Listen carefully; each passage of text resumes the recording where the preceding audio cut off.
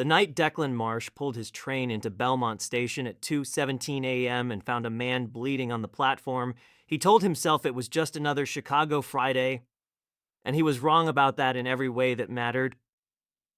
Declan had been running the Red Line for 6 years.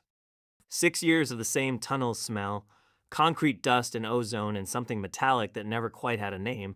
6 years of the same fluorescent flicker between Fullerton and Addison. 6 years of watching the city scroll past like a film he'd memorized but never got tired of. He was 31, built like someone who'd grown up moving freight in Bridgeport, quiet in the particular way of men who know exactly how loud silence can be. He wore his CTA uniform the way mechanics wear coveralls, earned, broken in, no apology. The cab of the 8000 series car was his place in the world, maybe the only one that ever fit. It was a dead-hour run. Post-bar crowd mostly cleared out. Just the insomniac city left. Delivery workers, hospital staff, the occasional person sitting still in a way that meant something was wrong. Declan clocked every face at every platform without thinking about it. It was muscle memory. It was how you stayed sharp at 2 a.m. when the tunnel could put you to sleep like a lullaby. Belmont platform, 4 people waiting.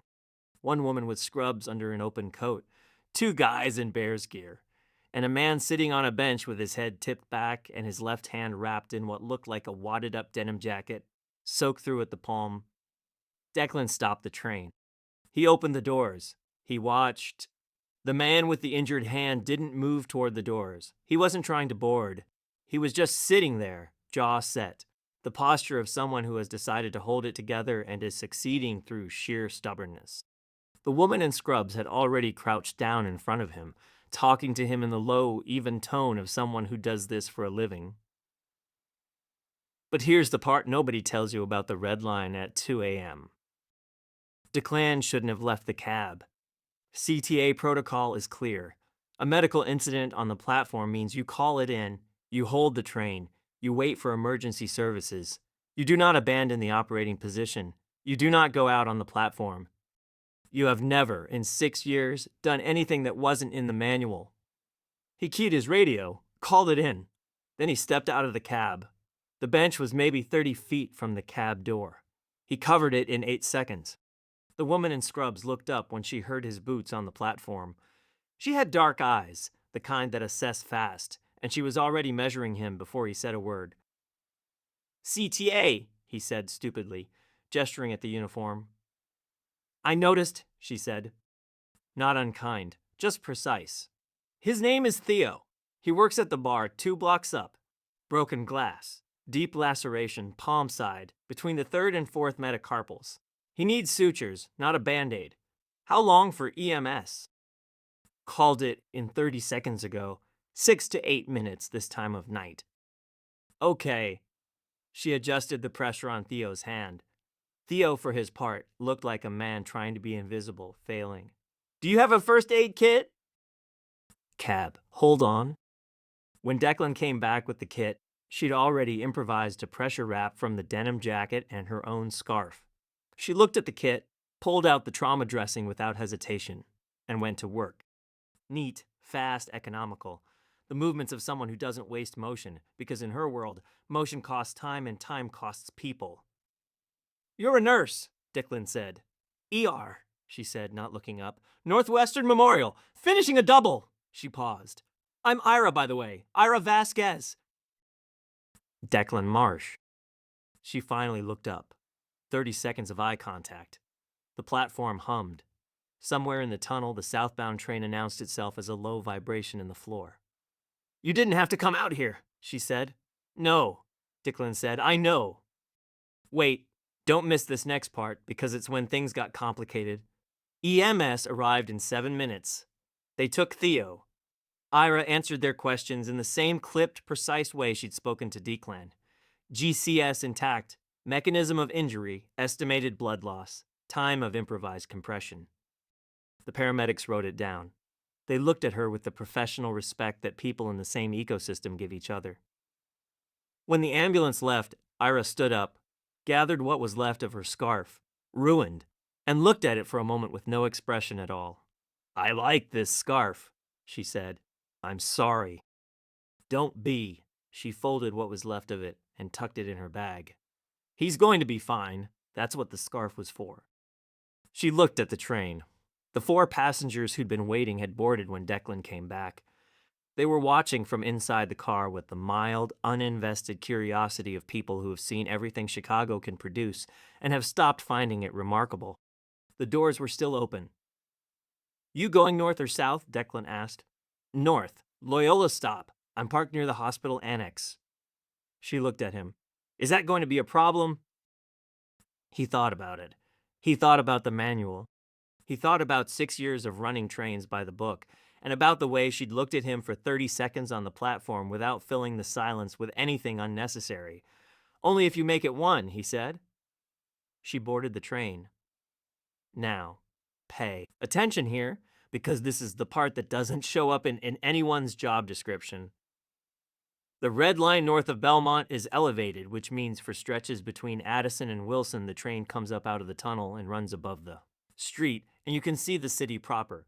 Not the underground version, not the fluorescent lit transit cave, but Chicago at night from 40 feet up, light smearing in the wind off the lake, the grid of it endless and particular and specific to itself. There's no other city that looks like Chicago from an elevated train at 2 a.m. in November. Declan had thought this approximately 10,000 times and never said it to anyone, because who do you say that to? He had a passenger in his car. He had the cab to himself.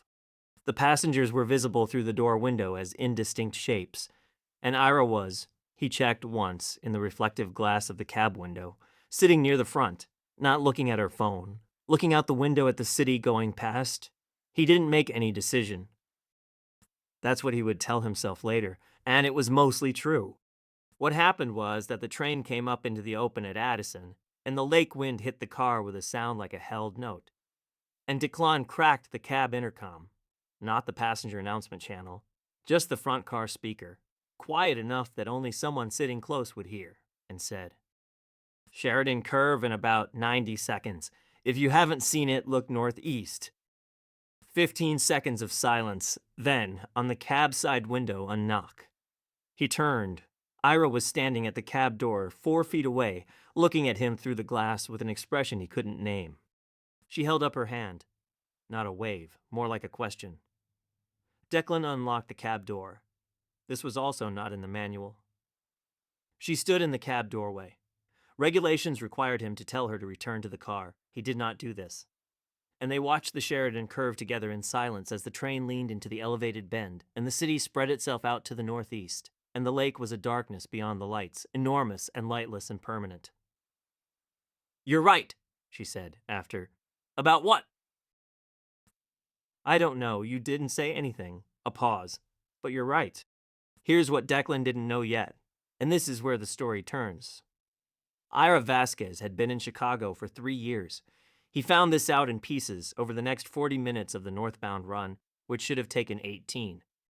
He recalculated his schedule twice, once around Thorndale and once around Bryn Mawr, making small adjustments, staying in communication with dispatch. He was not lying to anyone. He was not breaking rules that couldn't be managed.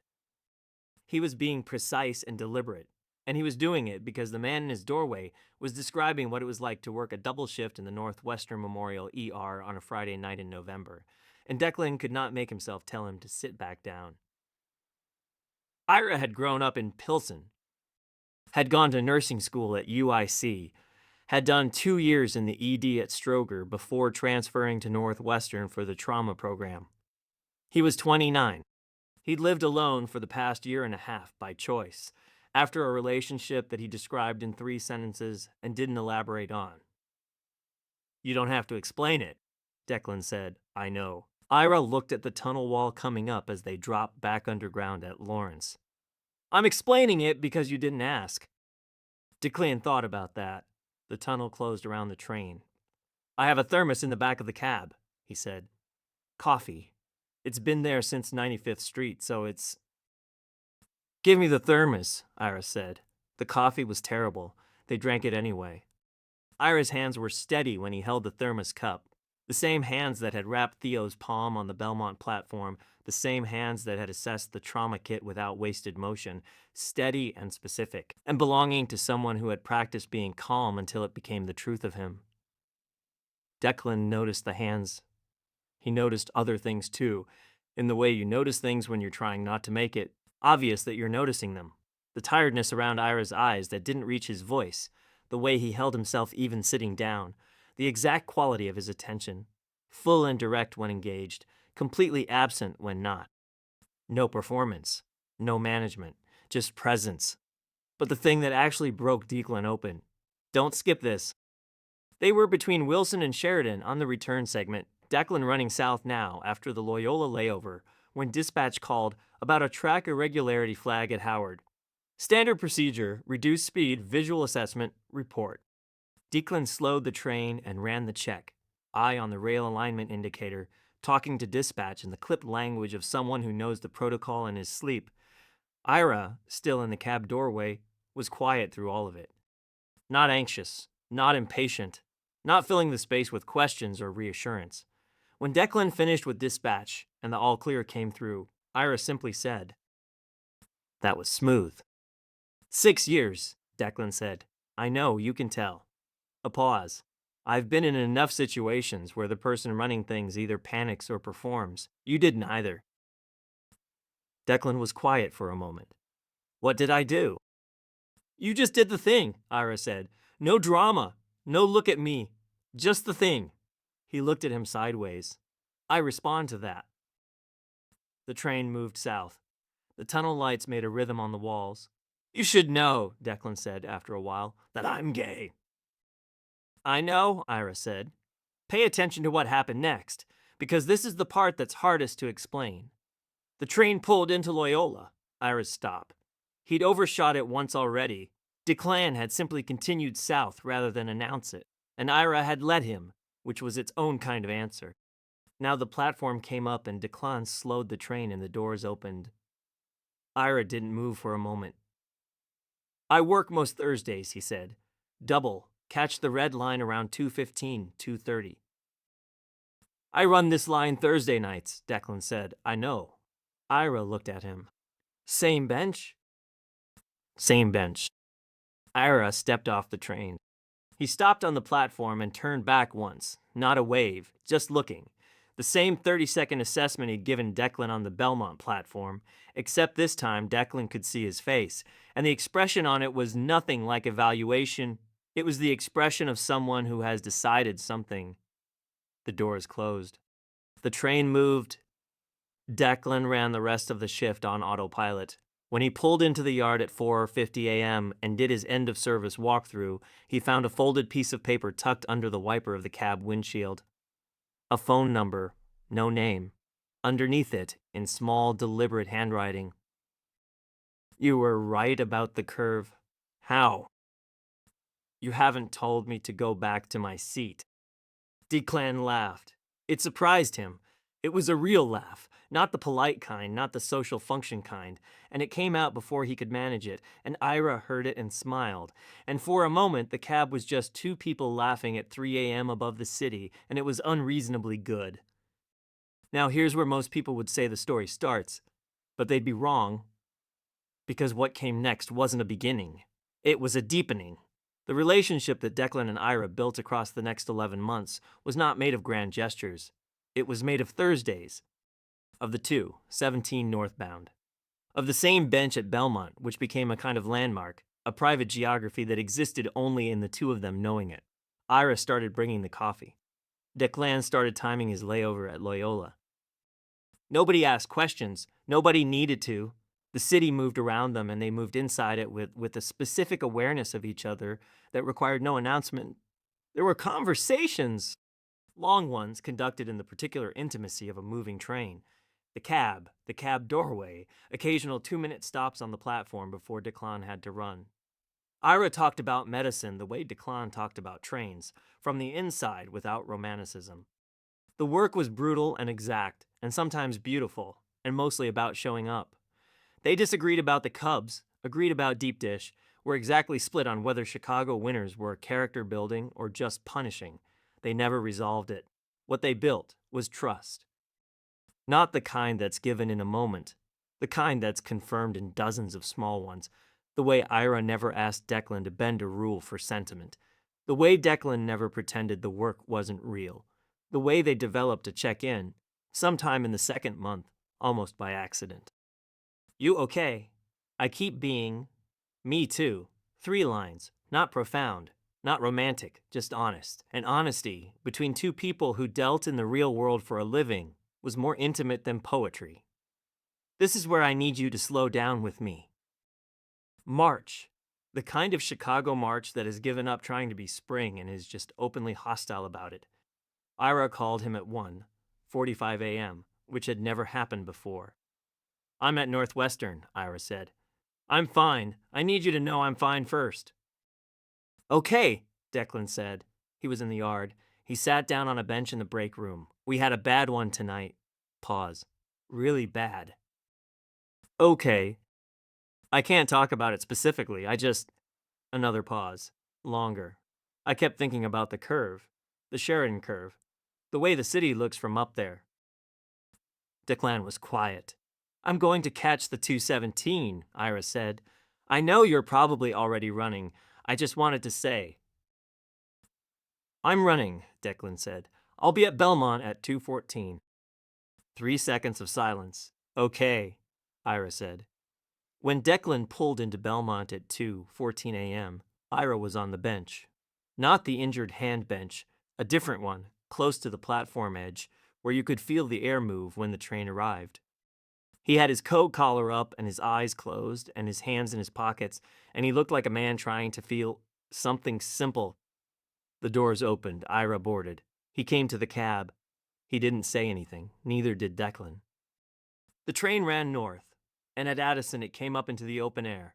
And the city was there, same as always. Lights and wind and the lake beyond, enormous and indifferent and sustaining. And Ira stood in the doorway with his shoulder 2 inches from Declan's shoulder, and they watched it together, and neither of them felt alone. Here's the part I almost didn't tell. June. A night Declan ran ahead of schedule because of a delay at 95th that had compressed the whole line, and he arrived at Belmont 4 minutes early. Before Ira was there, he waited. That was also not in the manual. His dispatcher called asking about the northbound status, and Declan said, correctly, that he was holding at Belmont for scheduling adjustment, which was true, and said nothing about the man in scrubs he was watching walk down the platform stairs 2 at a time, like someone who'd run to catch a train. Ira stepped onto the platform and stopped when he saw the train still there. He looked at it. He looked at the cab window. He could see Declan through the glass. Declan knew this because he'd been watching. Ira put one hand flat on the side of the train car. Just for a second. Like checking if something was real. Then he boarded. You waited, he said at the cab door. Scheduling adjustment, Declan said. Declan. I waited.